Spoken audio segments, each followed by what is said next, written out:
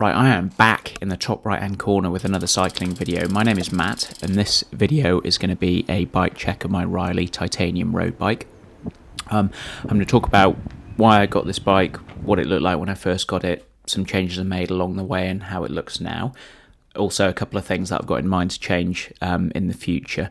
If you've seen my videos before, you'll know I'm making this stuff up as I go along, so take everything with a big pinch of salt.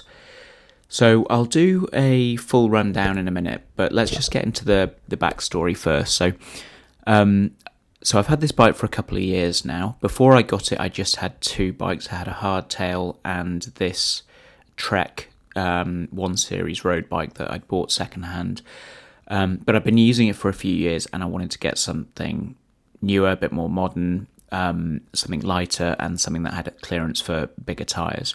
So a couple of people mentioned titanium to me as being a good robust frame material that's got a kind of timeless look to it, and got this link for this particular one. So this was the first bike that really piqued my interest, and it's significant because it's similar to the geometry. It's got similar geometry to the bike I ended up with. It's got a kind of classic road bike look. It's got shortish chain stays, making it on the faster end of the spectrum. So reason I didn't go for this one is because it ended up being out of budget. It's like $3,500, and that's secondhand as well. But it did get me thinking. I looked at a couple of other secondhand options, but eventually decided to go new and looked at a load of brands, but on a value for money basis. Ended up thinking about Reilly and Enigma, and I ended up speaking to Reilly, and they had a bike in stock that matched up with what I was looking for. So ended up going down and testing this bike, and ending up going for it. So a bit of background on Reilly. So they're a small outfit based in the UK, set up by Mark Reilly, who sadly passed away recently, and a guy called Neil Fitzgerald. So their three main bikes are the Gradient, which is the gravel bike, the Spectre, which is a kind of green laner 4 Seasons road bike, and then the 325, which comes in disc or rim. I wanted to get a road bike because that's what most people have that I'm riding with, and I thought about disc or rim, but I wanted to go rim for simplicity, and I also don't think disc brakes look quite right on a titanium bike. So this is what the bike looked like when I first test rode it. Red decals and red finishing kit, and 50mm carbon laminar wheels. I wanted something a bit lower profile wheel wise that wasn't going to catch the wind as much, and I also didn't love the red look, but Reilly were very accommodating, and they switched those things out for me. So this is the second iteration of the bike. I did want to ride this all year round at first and sell my Trek. So I put some Hunt 4 Season wheels on. But the bike just didn't really feel right with these. It was almost like it just wanted to go in a straight line. It didn't handle particularly well. So after riding it for a bit with these wheels, I decided to switch them and get some carbon wheels. So I got some Hunt 36s, and they're just a much more obvious pairing for the bike. The trade-off of this was that because they don't have an alloy braking surface, it is carbon. I decided at this point not to ride it all year round, and to use it with a winter bike as well. So this is the bike as it stands now. I'm going to get into it in a bit more detail. So the frame, Reilly T325 titanium with a Reilly carbon fork. Hunt 36s, which are carbon wheels, with GP 5000 tyres that I've got in 28mm. So I've been running these at about 80 psi to date with inner tubes in, and that has been a really good match.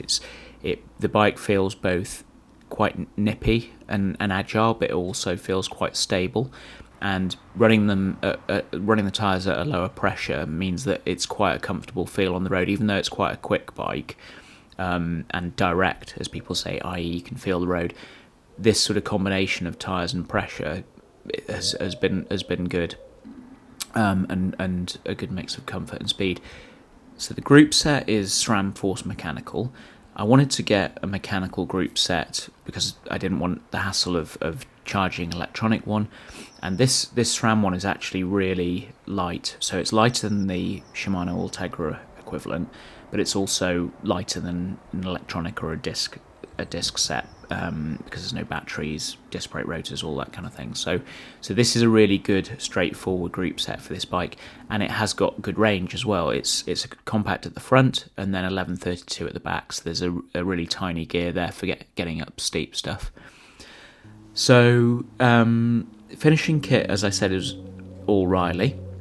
The saddle I've swapped out already because I just wasn't getting on with the Reilly saddle that came with it. But I've now got a Bontrager on, which seems to be doing the business. And the pedals, I've got XTR mountain bike pedals on because I did use road pedals for a while, but I switched to using mountain bike pedals on my road bike a few years ago and just haven't looked back. Just really like the fact they're a lot easier to clip in and out of, and just prefer walking around in mountain bike shoes with a recessed cleat. So that's the reason for those. So I'm not weigh-in wise. I'm not going to do a weigh-in on camera because I haven't got any scales that I trust. But I have weighed the bike at my local bike shop, and it came in ready to ride with pedals and everything. It came in at 8 kg on the button. Once I take off the pedals, bottle cages, inner tubes, etc., it's 7.5 kilos. So a decent weight for a bike like this. So as the bike stands now, I'm really happy with the way it's riding. I've moved the goalposts a bit because I'm not intending to ride this all year round. And if I looking back, if I was going to get one bike to ride all year round, I probably wouldn't get a rim brake bike. But I've got my Genesis with disc brakes for the winter. So really happy that this is titanium rim brake, carbon wheels, and it's just the right balance of speed, agility.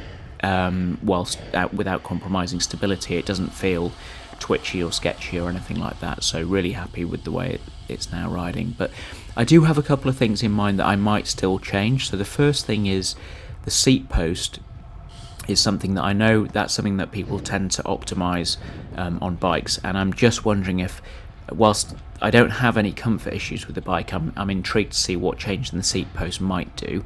It's a 31.6mm seat post, which cuts the options down, but that's something I might do some trial and error with.